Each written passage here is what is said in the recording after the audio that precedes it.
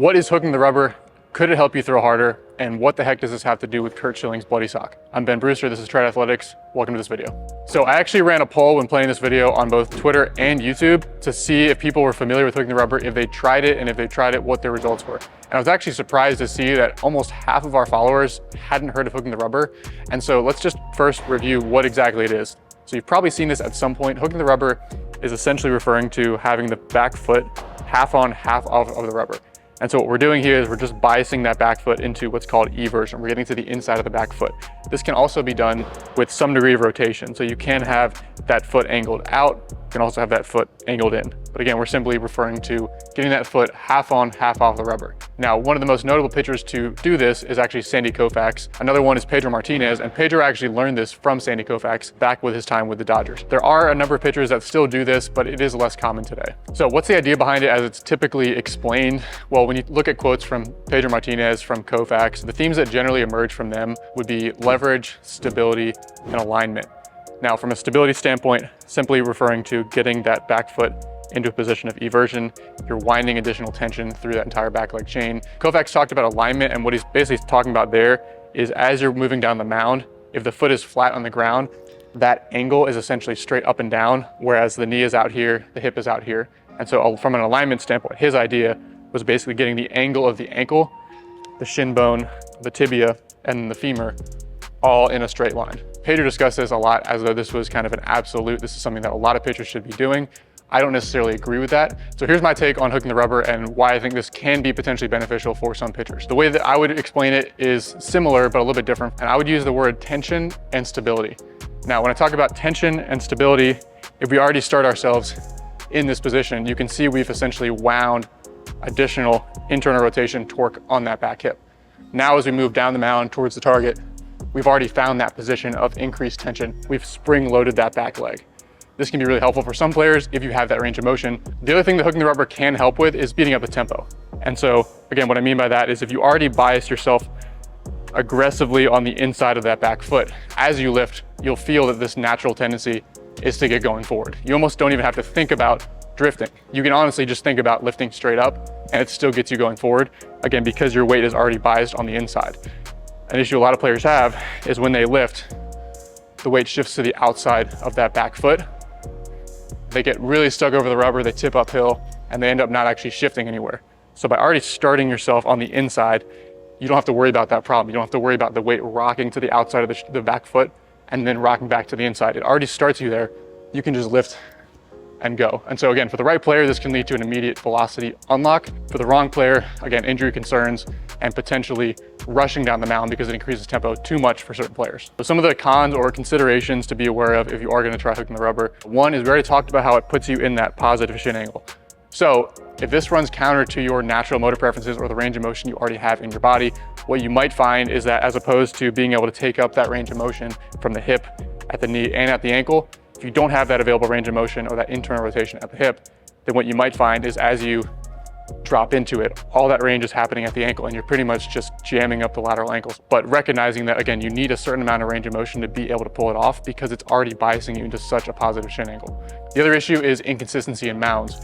So if you have a perfectly manicured pro mound or you're on an indoor mound and it's always going to be the exact same angle, right, not an issue. But in the reality, high school mounds, little league mounds, even minor league mounds, certainly most college mounds, unless you're playing in a really solid Power 5 conference, you're going to have mounds that are just not consistent. And so it might be at times you have a very slight hook, but then by the 7th inning, right, the mound is so dug out that you're in a very aggressive position and maybe you're 45 degrees biased into eversion and you're just completely jamming up the outside of the ankle.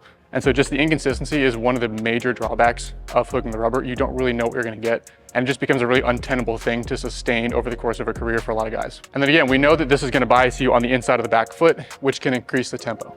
However, that might not necessarily be a good thing. There is such a thing as too fast of a tempo. And so what you might find is that as you lift, you might find that you're just falling and you lose the back leg, that you feel no back leg stability, no ability to actually find the back leg. And so if you're over drifting, if you find that you just can't actually get into and feel that tension in the back leg, that might be an issue. Another consideration is that because we're already biasing the inside of the back foot and we know it can increase tempo, some guys will try to counteract that by basically hiking the hip uphill. And so their first move, so that they're not just lunging and aggressively falling, their first move will be to lean backwards. If you lean backwards, essentially really run out of range of motion at the back hip right away, and your only option from there is to just fall down the mound without any power to unload. You end up uphill landing typically, or you'll see certain guys that fall and then try to push off and extend last second. Any of those are going to be less than ideal from an efficiency standpoint, make it more difficult to actually rotate and get downhill into landing. So what the hell does this have to do with Curt Schilling? To understand, we need to backtrack about 20 years to the 2004 ALCS. The Red Sox are playing the New York Yankees in Game 6, and as Schilling takes the mound, the camera zoom in and clearly pick up blood soaking through his sock on his lateral ankle. Now, Schilling went on to go 7 strong innings. The Red Sox went on to win their first World Series since 1918, and the bloody sock became a notable part of baseball history. But what's the backstory here, and what can this tell us about whether you might benefit from hooking the rubber or not? Let's zoom in a little bit more and figure out what actually happened. This is a really cool part of baseball history that I actually was not aware of until I read Pedro Martinez's biography a couple years ago. But essentially, they became teammates for that first time with the Red Sox in 2004, and in spring training, Curt Schilling went up to Pedro and asked him why he was hooking the rubber and to show him how he was doing it. Pedro showed him, and immediately Curt Schilling began throwing 2 to 3 miles an hour harder. He loved it, and despite that, about a week later, his ankle started giving him consistent issues. Now, Pedro relayed that he actually required injections before every start to get through the entire 2004 season, and despite that, he kept doing it because he was throwing harder. He liked it, he felt like it made him a more effective pitcher, but ultimately that did catch up with him in the bloody sock incident. So how could hooking the rubber have actually led to Schilling's ankle issues and ultimately to the bloody sock? Well, again, recall that hooking the rubber is going to bias you into a more positive shin angle, and if you don't have the adequate range of motion at the hip and at the knee, potentially more of this range is going to have to happen at the ankle itself. And so likely, because Schilling doesn't appear to have a significant amount of hip internal range of motion, likely what he was doing is he was essentially just dumping and slamming down into that lateral ankle as he threw. And so he was jamming into an end range position because he was limited in hip internal rotation.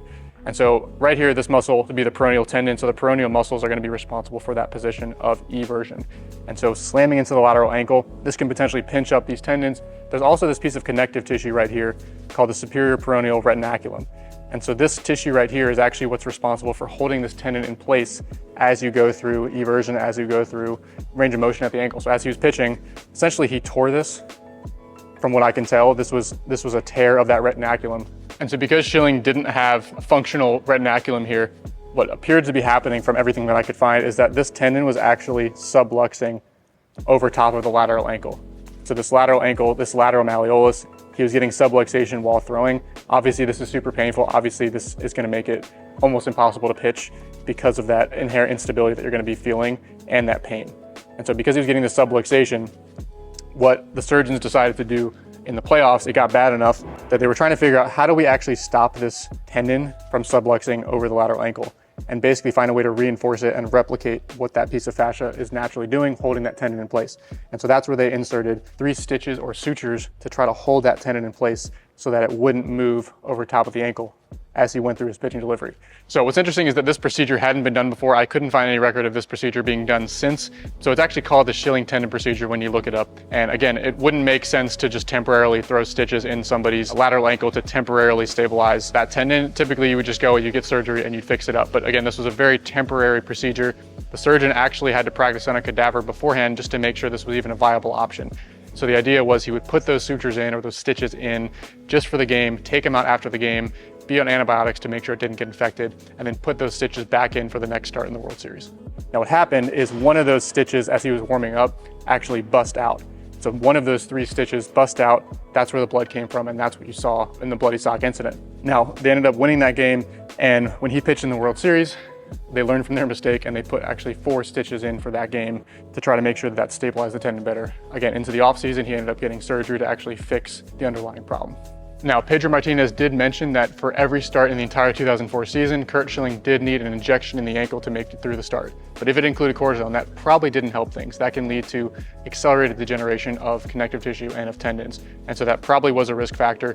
The other thing is, as soon as he did get into that position where it was really affecting his ability to pitch, they did work on trying to stabilize his ankle in general. So they had him throw in high tops in one of these instances. I'm generally not a fan of pitching in high tops for most pitchers because you actually do want some ability to move through your ankle. If you don't have the ability to actually move through the ankle, it limits the degrees of freedom. It limits your ability to actually stay in your back leg as long as possible. And it can lead to that back leg just kind of extending early. In general, I would not recommend that. For his case, they were actually trying to limit his ability to evert by sticking him in a high top cleat. And so it was essentially them trying to stabilize the ankle and counter what he was already doing, which was jamming himself into that position of eversion. So now that we have that piece of baseball history out of the way, you're probably wondering, well, is this dangerous? Should I test it? Should I not test it? How would I go about testing it? So I do actually feel pretty strongly that this is something that a lot of pitchers should at least give 1 or 2 bullpens to try, just because you will at times see very quick velocity increases by increasing that tension in the back leg, by biasing that eversion position. Again, it's not going to be sustainable or reliable or helpful for every player, but it happens often enough that I think it is worth trying. So here's how I would do that if I were you. One is that I would give yourself 1 or 2 bullpens to at least test it on yourself. Just allocate the week and know that I'm going to take 1 or 2 bullpens to work on it. What I would recommend is doing what I would call a blind split test. So you're going to have a radar gun, you're going to have a buddy holding the radar gun, but you're not going to be able to see the numbers. They're not telling you what the numbers are. So warm up, work through it, play with that position where the back foot's on and off. Just work through that position, get comfortable, 5, 10, 15 throws. From there, you're going to take 10 throws at a given effort, hooking the rubber. You're going to take 10 throws how you would normally set up with your back foot. And then you're going to alternate back and forth for about 5 or 10 more throws, just to make sure there's no subconscious bias happening where you really want it to work. And so you're actually throwing a lot higher effort when you're hooking and a little bit lower effort when you're not. So if you're throwing 80% effort for the day, try to keep the exact same effort level when you're trying to hook the rubber versus when you're throwing how you would normally throw. How does it feel internally? You're going to be able to look at command, how the ball is coming out. How does it feel through your arm? Does it feel like there's more arm stress, lower arm stress? And then afterwards, your buddy's going to be able to tell you the numbers, have everything written down, and you'll be able to see, is there a clear bias in favor of one or the other? And so you're probably going to fall into one of 3 camps. So we gave a survey, and about 1 in 3, 1 in 4 people that responded said that they not only tried it, but that they were a fan of it. It seemed to help them. And that typically does jive with our experience. There's a certain percentage, whether it's 20%, 25%, 30%, whatever the exact number is, there's a certain percentage of people that will try it and they'll get some sort of immediate spike in velocity, or at the very least, it'll feel like they're using their lower half more effectively. They have more tension, more stability, and there's lower stress on their arm. It's easier to create the same velocities. If that's you, you're probably falling in that camp where you have a little bit more range of motion. It's helping you wind more tension through the backside. So it's obviously something to continue considering to incorporate into your delivery and get comfortable with. A couple things that can help with that, as far as being able to work on this on flat ground, which is tough if you're only throwing on the mound. You're not going to be able to do all your throws off the mound with a rubber. So some ways to work on this on flat ground. One is there's different products you can actually attach to your shoe to work on feeling the inside. One's called the Power Up Wedge. We've used them on and off in the past, but again, you can just attach that to your shoe and it biases you into that position of eversion. Another is that you can actually get orthotics or shoe inserts that build up the outside of the shoe. And so you actually are biasing yourself just slightly onto the inside of the foot. And so that's something very subtle you could just throw into your cleats, throw into your turfs, and it wouldn't necessarily put you in a crazy position of eversion, but it would still be able to help you get to the inside of that foot when throwing flat grounds, when long tossing, things like that. In Pedro Martinez's case, it did take a lot of practice for him to get comfortable with it. And so he would actually put a stick down in the outfield and he would stick half his cleat up on that stick, half on flat ground. And he would just work through it during batting practice, work through it in the outfield and just try to get comfortable with the timing and of feeling that back foot angle. Second option is it might help objectively in some things. So you might actually throw 1, 2, 3 ticks harder, like in the Curt Schilling example, because you are winding more tension, but it might hurt. So you might have some sort of pinching in the hip. You might have some sort of pain in the medial knee as it caves you into a little bit of valgus, or you might have pain in the lateral ankle as you potentially jam up the outside of that joint. So if it seems to help objectively from just how your arm feels, how the ball's coming out, velocity, pitch metrics, it's not something to immediately discard, but you need to be careful because you don't want to just create issues like in Curt Schilling's example where you're trying to rely on cortisone injections, you're trying to rely on anesthetics, and you're just creating issues for yourself. So what I do in this case is something about adding tension through the back leg seems to be helpful. So how can we tweak this position so that it's not causing pain, but we're still able to learn from this and leverage a little bit more tension in the backside? A couple other ways you can try to feel that position of tension, that positive shin angle, without jamming yourself into that position. One is you can play with the actual angle of the foot, so the angle of internal rotation of that back foot. So this is another way to create additional tension. You can turn that back foot in 5, 10, 15 degrees. And again, you'll see what happens at the femur. We're still biasing that position of positive shin angle and more hip internal rotation without using the eversion to do that. We're just turning our foot in slightly. So that's one way. The other way is to play with the amount of coil and presetting a little bit of rotational coil or tension when you come set. And so rather than coming set, let's say here, you can come set with a little bit more preset tension or rotation or coil over the back hip. And so again, you're biasing a little bit of hip internal rotation, but you're not necessarily jamming up the ankle in order to do that. So for biasing that tension in terms of internal rotation, if that seems to help, something like a roll-in drill could be really helpful for you, where you're really forcing and exaggerating that back foot into an internally rotated position. If something like adding a little bit of preset coil seems to help, then something like a janitor throw could really help, where you're already going to be starting off winding full tension through that back hip, throwing and getting that feel. So if it doesn't immediately seem to help, you're probably one of the 2 out of 3 or 3 out of 4 guys where it might not be the best option for. However, before you completely discard it, I would at least troubleshoot it a little bit. And so the most common thing when, again, you get that knee inside the back foot, the most common issue is going to be rushing, because it does increase the tempo, and or reaching the hips and tilting uphill. And so you're going to feel like you're losing your back hip potentially and getting forward too soon. So we're trying to get back into that more stacked position, slowing down the tempo in that case. And so if you're naturally thinking about drifting, getting going forward, naturally exaggerating that first move, as soon as you start hooking the rubber, you can forget about that. You don't have to worry about exaggerating the first move. Just lifting up is going to get you going forward naturally, just by biasing that position. And so you might actually have to think more balance point, slower tempo when you get to that point, as opposed to getting going forward too soon. It's going to shoot the hips forward, and it's going to potentially speed up the tempo more than you can actually harness and capture down the slope. So if you feel your tempo getting too quick, or you feel yourself immediately shooting your hips uphill, well, one drill that can be helpful to just play with this would be the step back drill. As you step back though, again, find that hook position, lift, gather, and go. And so you'll be able to figure out how to actually still load up, take your time, and then redirect, as opposed to immediately losing the back hip. So again, I definitely don't want to present hooking the rubber as this end all be all, this magic fix, because again, while it might help certain pitchers, it definitely comes with risks and considerations. So here's a couple of comments on the different polls that I put out. Again, reiterating how it won't necessarily work for everybody. So again, they're very inconsistent mount conditions. It might be a very slight angle that it creates. It might be a very extreme angle that it creates if there's a big hole dug out in front of the rubber or on certain mounts. It'll speed up your tempo, as we already talked about, which can be a problem. There is such a thing as too fast of a tempo, or losing your back leg early by tipping uphill. It takes a lot of practice. So it's going to be a completely new timing, a completely new mechanism that you might have to get used to. If you see promise initially when you test it, that's a good indication that this might work for you. But it does still take practice. Pedro Martinez talked about how he needed to consistently practice that until it began to feel natural. And then again, it might work better for players that have sufficient, not only eversion of the back ankle, so range of motion there, but hip internal rotation. So if you don't fall into that category where you can lift your leg up, you can rotate it, and you can get 30 or 45 degrees of internal rotation. If this is you right there, you have 10, 15, 20 degrees, it's probably not gonna work as well for you, because you're gonna have to get most of that range from the ankle. So those are my general thoughts on hooking the rubber and on how Curt Schilling's crazy bloody sock story fits into the equation. But what do you guys think? I wanna hear from you. Have you tried hooking the rubber? Did it work for you? Drop a comment down below. And if you have any topics that you would love to see us make a video on, let us know down below as well. Thanks again for watching. Again, hit the like button, subscribe if you're not already subscribed, and I'll see you guys in the next video. Thanks for watching.